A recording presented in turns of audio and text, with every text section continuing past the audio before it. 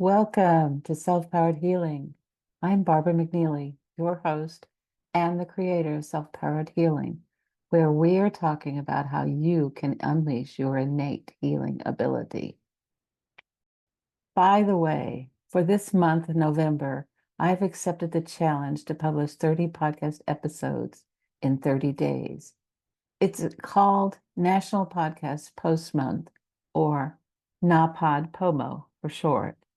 It was created by Jennifer Navarrete in 2007, and this year, 2024, is the 17th year of the challenge. Enjoy. In today's episode of Self-Powered Healing, I'm going to introduce a word that you may not be familiar with, though you will likely recognize the concept. I first learned that word, iatrogenic, when I took a medical sociology course in college. It's a very strange word. I'll spell it for you. Iatrogenic.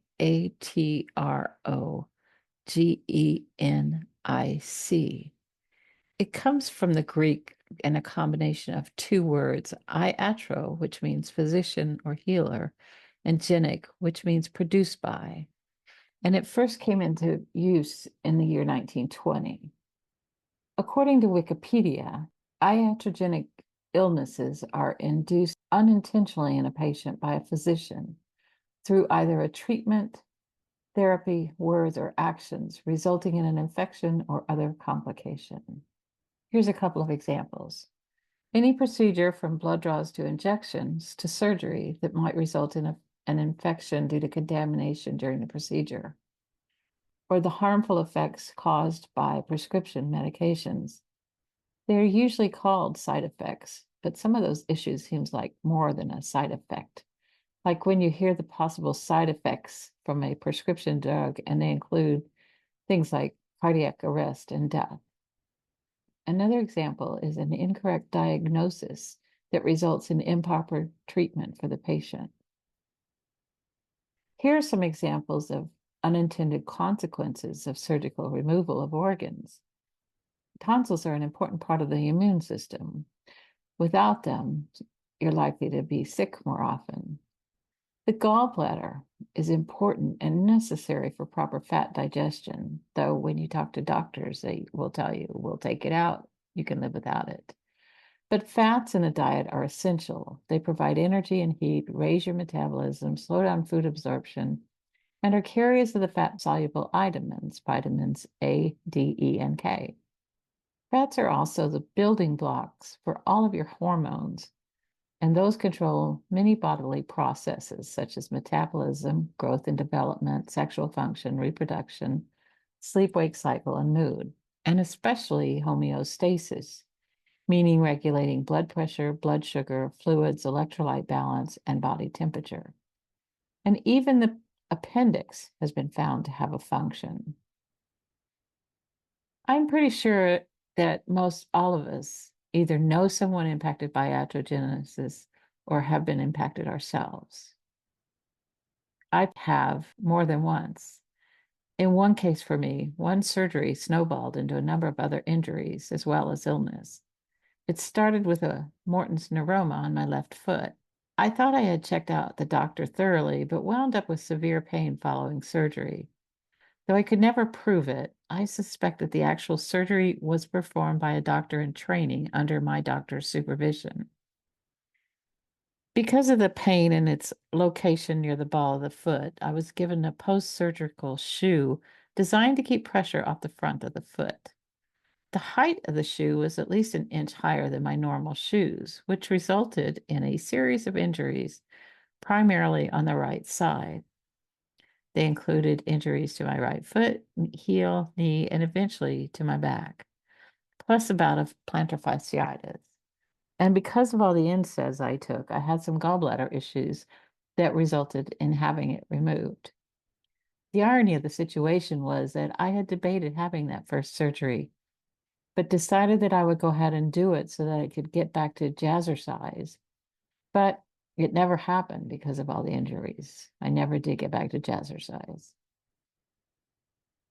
I could count myself lucky, though. I have a friend that wound up with internal bleeding and emergency surgery caused by a drug prescribed for arthritis. My father had a very serious infection following neck surgery. He had to wear a contraption we called a halo and have daily IV antibiotics for 6 weeks as a result of the infection.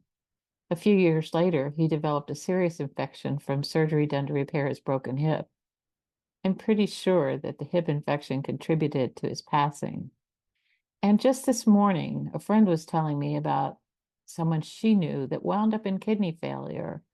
And when he consulted a nephrologist who reviewed his history, he determined that all of the drugs that he had been prescribed in the past had burned out his kidneys. Thus, he needed a kidney transplant. He passed a few months after that transplant. Perhaps you or someone you know also has a story to tell. How serious a problem is this, though? When you consider everything, I think it can be very serious. I've seen from more than one source that the third highest cause of death in the United States is what is termed iatrogenic.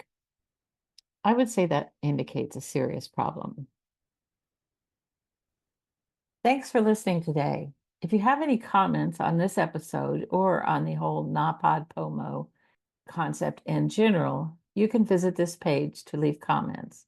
selfpoweredhealing.com/November 2024.